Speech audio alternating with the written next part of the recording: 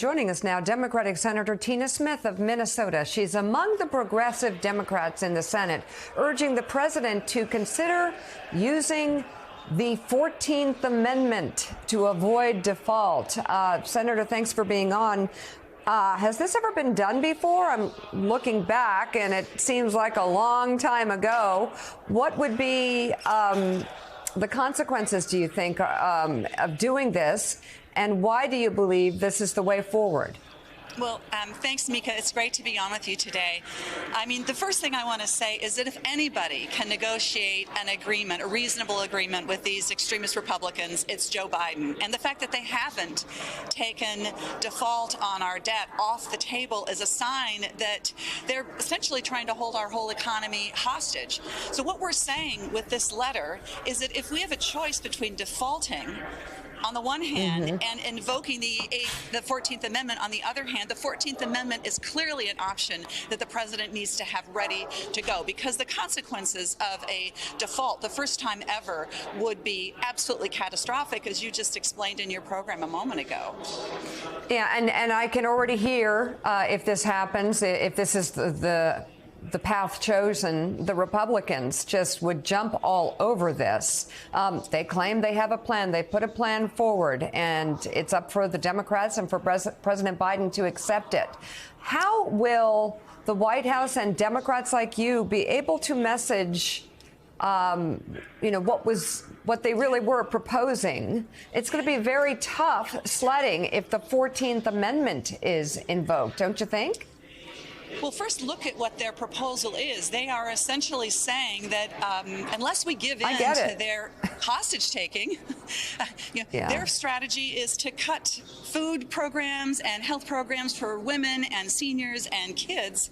And by the way, they won't even consider raising a penny more in taxes from their wealthy buddies and big corporations. That's completely unacceptable. So we don't want to take the path of invoking the 14th Amendment, but if they leave us no choice, we are not going to be held hostage by their extremism. And I think it's important for them to hear that as they're negotiating with the president, who is being eminently reasonable and is looking for a path forward. So, Senator Smith, as you know, Treasury Secretary Janet Yellen has said of the 14th Amendment, she's not even sure it's constitutionally viable, but she also believes this is not a short-term strategy because it would take time to play out in the courts, would certainly be challenged legally, and she said it could spark a constitutional crisis. Part of the reason President Biden has pushed it aside a bit is because he says it takes too long, too.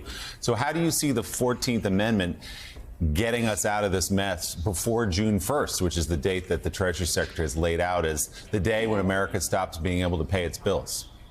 Well, look, I think that Secretary Yellen is demonstrating that the administration and President Biden is negotiating in good faith with the Republicans to try to find a reasonable deal. But if that isn't possible, if the choice is between a default on the one hand and invoking the 14th Amendment, which says in the Constitution that the public debt of the United States shall be, upheld, that would be, I think, a far better option than to experience the catastrophic consequences of a default.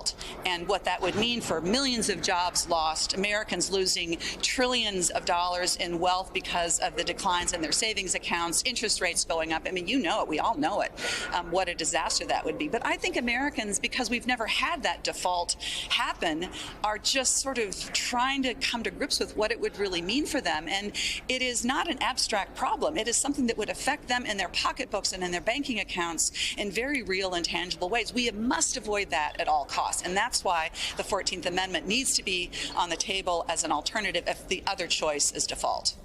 Senator Smith, as Willie pointed out, this may not be constitutional. There are also time constraints that this option may not even prevent the financial repercussions of a default.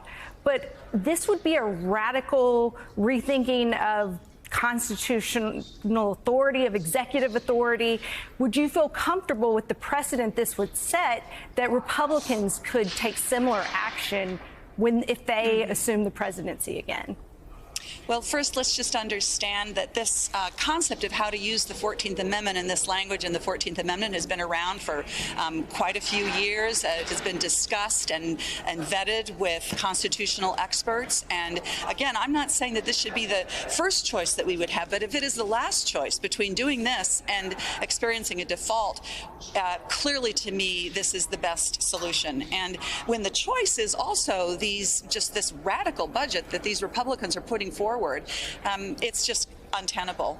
And I mean, I don't know about all of you, but I'm really wondering what possibility the Speaker even has to negotiate something that would be reasonable. I mean, this is the Speaker who went through 15 votes to become Speaker. It looks to me like he's being held hostage to a certain degree by his extremist members, and that's terrible for the American public.